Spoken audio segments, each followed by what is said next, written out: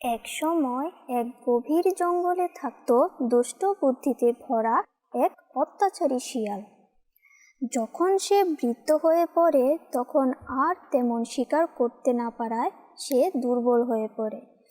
কিন্তু এভাবে আর কত, তাই সে ভাবল, না, কিছু শিকারের জন্য এখনই বেরিয়ে পড়তে হবে। দেখি কাউকে বোকা বানিয়ে খিদের জ্বালা মেটাতে পারি কি না। এভাবে চলতে থাকলে যে আমাকে না খেয়ে দিয়েই মরে যেতে হবে। বয়স হয়ে যাওয়ায় আগের মতো আর শিকার করা হয় না। অন্যদিকে শরীরেও অলসতা বাসা বেঁধেছে। তাতে কি হয়েছে? আমি হলাম শিয়াল পণ্ডিত, বুদ্ধিতে কে হারায়। যাই, গিয়ে কুমিরের বাচ্চাদের পেট ভরে গিলে খাই। শুনেছি কুমিরের নাকি সেদিন অনেক কয়টা বাচ্চা হয়েছে।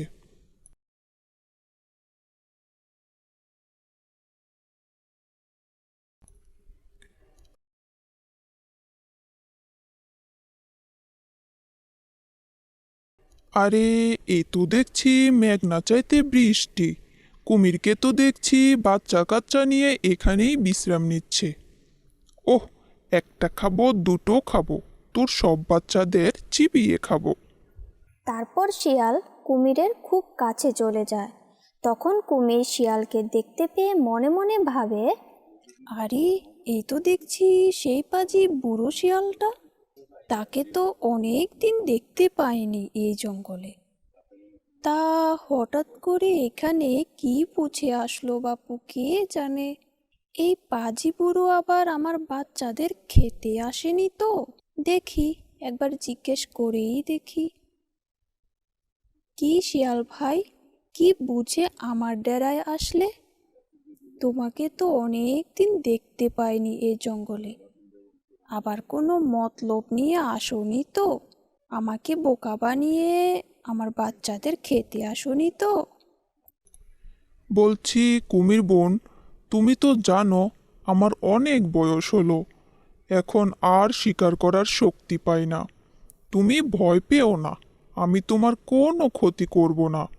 তুমি যাই শিকার করো তার কিছু অংশ যদি আমাকে দাও, তার কৃতজ্ঞতা স্বরূপ আমি তোমার বাচ্চাদের পাহারা দিয়ে রাখব, যেন সেই হিংস্র সিংহ এসে তোমার বাচ্চাদের কোনো ক্ষতি করতে না পারে।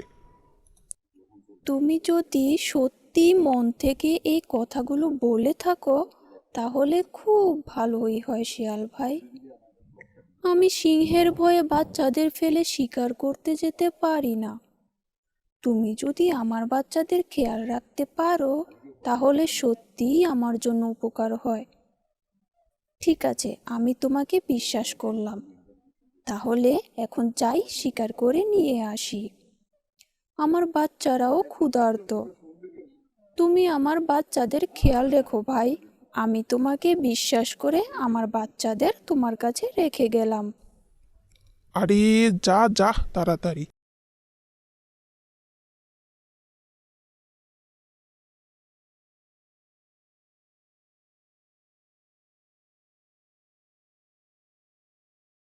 এখানে ক্ষুধার জ্বালায় আমার পেটে টর্নেডো চলছে। যাই, এখন শুধু একটাকে খেয়েই পেটের ঝড় তুফান থামাই। এই বলে শিয়ালটি কুমিরের একটি বাচ্চাকে খেয়ে ফেলে। কিছুক্ষণ পর কুমির কিছু মাছ শিকার করে আনার পর দেখে এখানে তার একটি বাচ্চা নেই। তারপর কুমির শিয়ালকে এই ব্যাপারে জিজ্ঞেস করে, আরে, এ কি? আমার একটা বাচ্চা কোথায় ভাই? তুমি তো বললে আমার বাচ্চাদের তুমি খেয়াল রাখবে, তার বিনিময়ে আমি তোমাকে শিকার করে যা পাবো খাওয়াবো। তুমি কি আমার বাচ্চাকে খেয়ে ফেললে? এই রে, কি বলবো এখন? বলি যে সিংহই নিয়ে গেছে। আরে কুমির বোন, তুমি এসব কি বলছো? তুমি আমাকে সাহায্য করার জন্য রাজি হলে, আর আমি বুঝি তোমার বাচ্চাদের খেতে পারি? ছি ছি বোন, এত বড় অপবাদ কিভাবে আমি মেনে নিব? বরং কিছুক্ষণ আগেই সেই দুষ্ট সিংহটি এসেছিল তোমার সব বাচ্চাদের খাবে বলে। আর তুমি তো বোঝোই বনের রাজা সিংহ বলে কথা। আমি এখানে বুদ্ধি খাটিয়েছি বলেই তো তোমার সব বাচ্চাদের সে নিয়ে যেতে পারেনি বোন। আমি সিংহকে বলেছি এখন একটাই নিতে, আর বাকি দুটো যখন আরও কিছুদিন পর বড় হবে, মোটা তাজা হবে, তখন এখান থেকে নিয়ে যেতে। শোনো কুমির বোন, তুমি এখনই বরং একটা নিরাপদ স্থান খোঁজো। ততক্ষণ পর্যন্ত আমি তোমার বাচ্চাদের দেখে রাখছি। তুমি আমার উপর সম্পূর্ণ বিশ্বাস রেখে আমায় আরেকটা সুযোগ দাও বোন। বোকা কুমির শিয়ালকে পুনরায় বিশ্বাস করে একটি নিরাপদ আশ্রয়ের খোঁজে চলে গেল। এই ফাঁকে শিয়াল ফন্দি আঁটল বাকি দুটো বাচ্চাকেই এখন সে খেয়ে ফেলবে। ওহো, এই সুযোগ যে আর হাতছাড়া করা যাবে না। এখনই দুটোকে খেয়ে সাবার করে দেই। অন্যদিকে কুমির অর্ধেক পথে গিয়ে ভাবতে লাগলো, না, আজ বরং আর না যাই।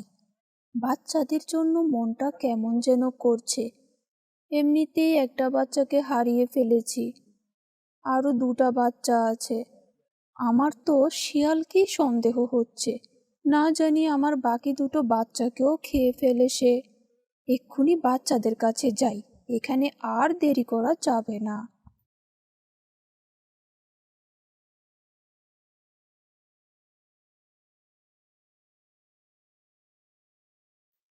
সে এসে দেখে তার আরও একটি বাচ্চা নেই। তখনই শিয়াল ভয় পেয়ে আমতা আমতা করে কুমিরকে বুঝ দিতে চাইল, কিন্তু শিয়ালের মুখে রক্ত লেগে থাকায় কুমিরের বুঝতে আর দেরি রইল না যে ওর বাচ্চাদের এই বদমাশ বুড়ো শিয়ালই গিলে ফেলেছে। কুক কুক কুক, কুমির বোন, তুমি এত তাড়াতাড়ি চলে এলে যে? এই কি, আমার তো এখানে দুটো বাচ্চা ছিল, এখন তো দেখি একটি বাচ্চা। আমার আরেকটা বাচ্চা কই শিয়াল ভাই? এই বেটা, তোর মুখে দেখছি রক্ত।